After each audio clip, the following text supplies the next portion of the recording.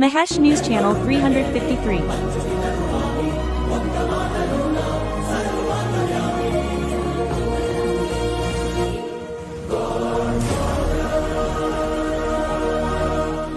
Party నాయకుల్ని కార్యకర్తలని ప్రజలను అందరినీ కలవడానికి ఇక్కడ పెట్టుకున్నాము.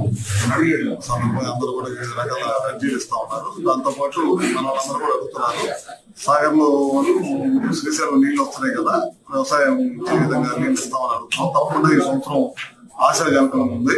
తప్పకుండా శ్రీశైలం నిండిపోయి సాగర్ లో కూడా నీళ్లు బాగా వస్తా ఉన్నాయి. దాదాపు ఇంకొక 4-5 రోజులు 10 రోజుల్లో గ్యారంటీగా రాజధాని సాగర్ కూడా పూర్తి స్థాయిలో నిండిపోతుంది.